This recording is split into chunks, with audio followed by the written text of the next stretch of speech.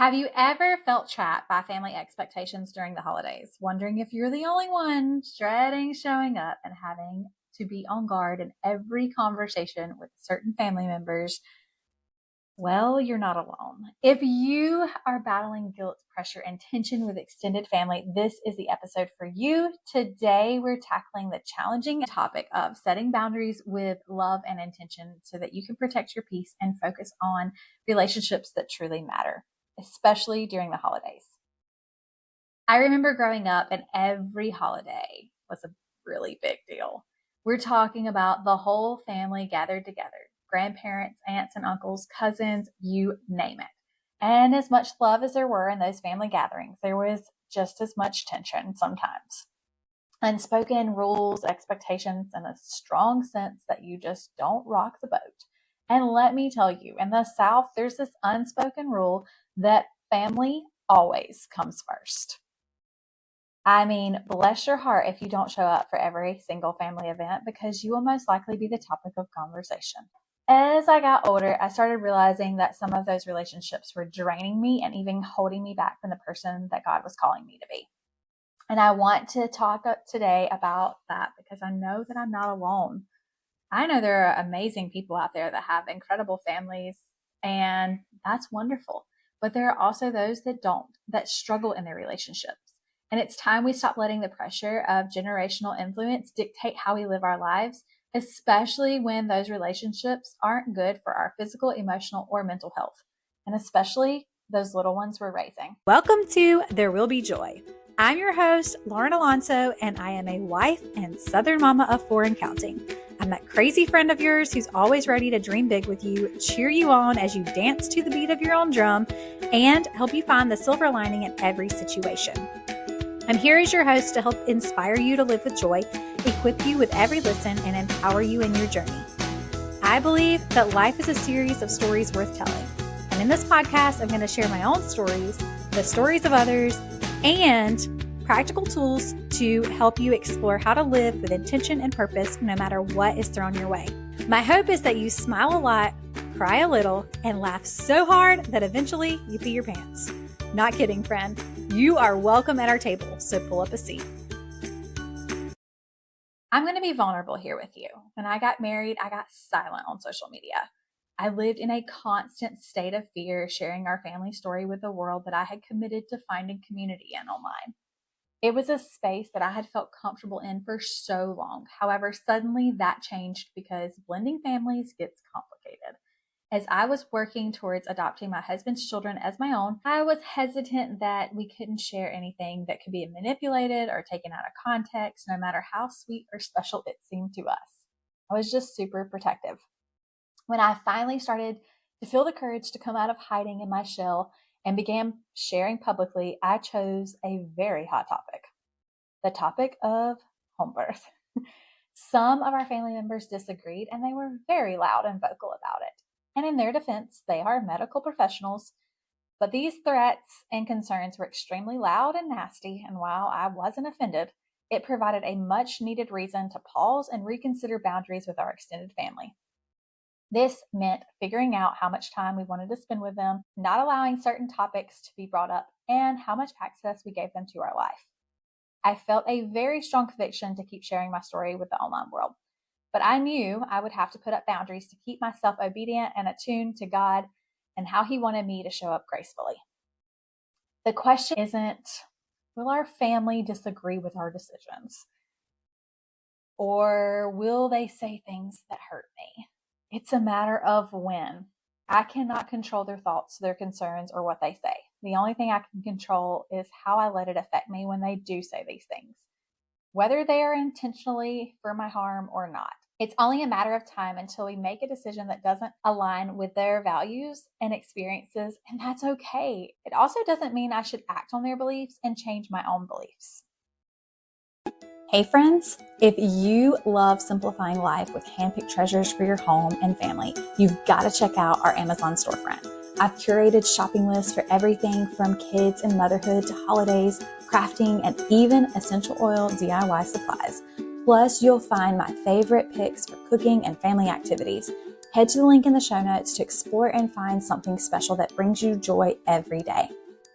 When God calls you to something, He is not always calling you into something comfortable or easy. He's just simply calling you to obey. Where He's calling you or what He's called you to is up to Him. But the obedience part, that's up to you, friend. Now let's turn to scripture for a moment because the Bible has a lot to say about boundaries. Have you ever noticed that? Remember Proverbs 4:23. Above all else, guard your heart, for everything you do flows from it. That's a call to be mindful of what we allow into our lives, including our relationships. And in Matthew 10:34-36, Jesus himself said he came not to bring peace, but a sword, setting a man against his father and a daughter against her mother. And he wasn't saying that he was about literally breaking up families, but he was pointing out that our commitment to him to live righteously might cause division, even within our own families. If you're looking for some further navigating on this and these tough relationships and topics, there is a book called Boundaries by Dr. Henry Cloud and Dr. John Townsend, and it is a great read. I read it years ago. They do some highlighting on setting healthy boundaries and how it's okay just to say no to others, because when you say no to them, you're saying yes to your values and our mental and emotional health and ultimately God. When we create boundaries, we are protecting what God has entrusted to us, children. And sometimes that means saying no to family dynamics that don't serve our growth or the well-being of us as a family unit. Now, you might be wondering how the world you do this. We're getting to that. I know you are thinking, but Lauren, family is family. And yes, families are a huge part of who we are. But here's the thing. God gave you your family to raise. He entrusted you with those children, not your mama, not your aunt, not your sister. And sometimes the best way to honor that and your family is by protecting them from harm, even if that harm is coming from inside your family. It's not easy to break free from these expectations that come with generational influence, especially not here in the South. Maybe your family has always done things a certain way and stepping out feels like you're betraying them. I am the black sheep, in case you didn't realize by now. But maybe this is also a time to do something different. It's a powerful reminder that the best choice for your family is already inside of you. God has placed wisdom and discernment in your heart, and it's okay to listen to it. You have the freedom to set boundaries and values that are best for your immediate family. When you make these decisions with intention and purpose, you cultivate confidence that comes from knowing you're honoring God and prioritizing the well-being of those closest to you. It's about choosing to live in peace and making room for what God has planned for you. And let's not forget, peace isn't just the absence of conflict. It's the presence of God's love, grace, and truth in every aspect of our lives. I've got some super exciting news. If you're looking for delicious, tried and true recipes that your whole family will love, I've got something super special for you. My virtual cookbook, Simple and Southern, is packed with kid-approved recipes for every meal, including our favorite dessert. And the best part is, it's available now. I'm continuing to add recipes over time. You'll keep receiving these updates and your collection will keep growing. Head on over to Grits, Grace, and Granola, grabbing a copy of it today. Let's bring some Southern comfort to your kitchen. Now let's get to those practical steps for navigating the holidays and those sticky expectations. I thought there was no better time to talk about this than right before Thanksgiving as we're getting ready to have family get-togethers. And those expectations are really at an all-time high. Did you know that most people struggle with depression and mental and emotional disorders around the holidays? You probably have realized it over time, but not really taken that into account. The first step I want you to do is communicate early and clearly.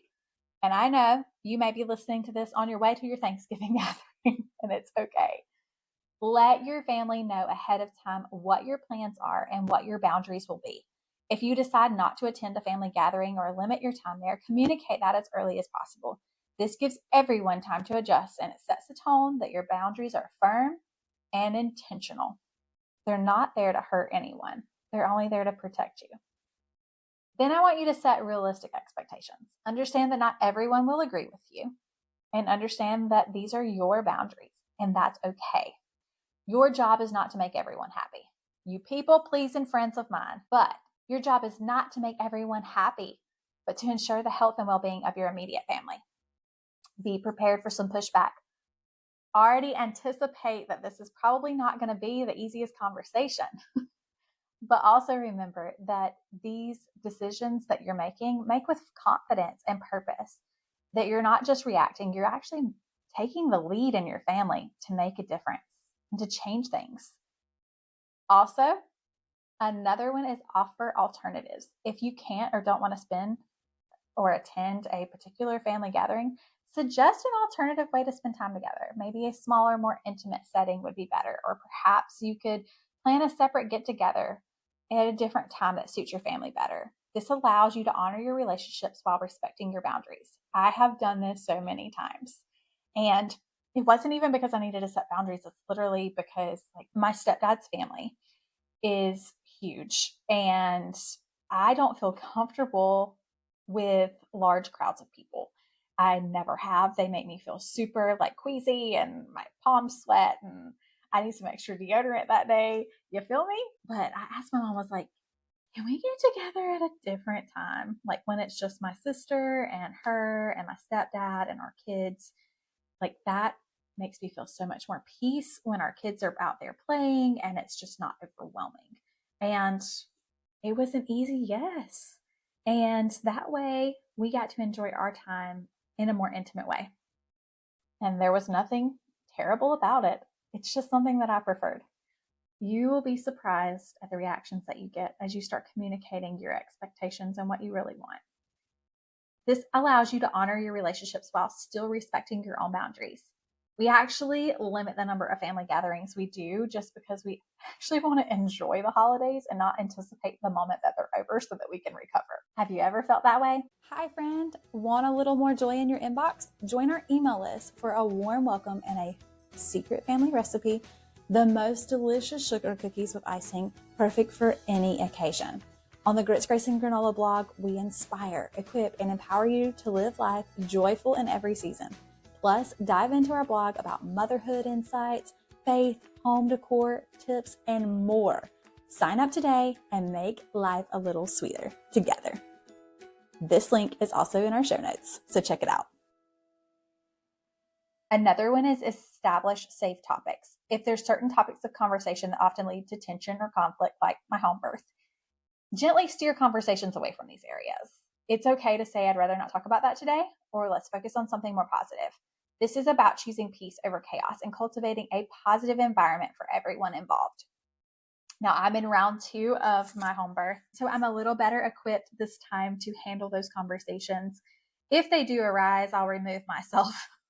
But last year, we just opted out and decided not to participate. And sometimes you need that season of just isolation and togetherness just with your immediate family, and that's okay. Now, that leads me to leaning into your immediate family. During these times, lean into the support and love you have from your spouse and your children. Make sure your own family is united in the approach for the holiday or gathering. Have a plan for how to support each other if things get uncomfortable. Remember that you're a team and your united front will help you navigate these challenges. The next one is my favorite. Practice self-care before and after. Get your mind ready, get your heart ready before and after. Prepare yourself emotionally and spiritually before attending these events. Spend time in prayer, grounding yourself in gratitude and peace. You have the power to make sure that you're taking care of yourself. After the event, make sure that you decompress and process any emotions that came up, whether that's through journaling, talking with a trusted friend, or spending some quiet time with God, listening to music, whatever it is. Taking care of yourself helps you stay centered and aligned with your purpose. The next one is give yourself permission to leave. Yep. Sometimes the best thing you can do is leave a situation that feels unhealthy. Even if you're at a family gathering and things start to go south, it's okay just to say, we need to go now. And protect your peace before you get to a point where you feel super uncomfortable. And the well-being of your family is super important. You are allowed to choose the environments that support your values, your mental health, and emotional health. Friends, if you're feeling the weight of family expectations, remember that you are not alone. God is with you in this. There is no perfect family. You have permission to set boundaries and protect your peace. You have permission to say it's not healthy for me or my kids and to step back. And you know what? That's not only okay, it's holy. It might seem silly, but creating boundaries isn't a matter of pettiness. It's a matter of protection. It might be time to put up a fence around your life and guard that gate. Mama, you are the gatekeeper of your home. By making these choices with confidence and intention, you are cultivating a home filled with peace, joy, and love. And those are the very things that God desires for you and your family. Let's break the chains of unhealthy family dynamics and step into the freedom God has for us. You are not responsible for carrying the traditions that are harmful or maintaining relationships that are toxic, even if they're blood.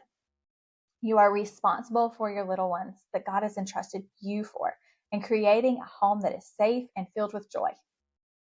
Here is a challenge for you this week. I want you to identify one area you need for a boundary. Pray for discernment, communicate your decision, and celebrate the peace it brings by sharing your experience with me. Come connect with me, come find me and tell me how this episode really impacted you. You are not alone and you have permission to set boundaries that honor God and protect your family. Let's make this Thanksgiving and this Christmas the start of healthier traditions filled with joy and peace. Keep choosing joy, friends. I'll see you next time.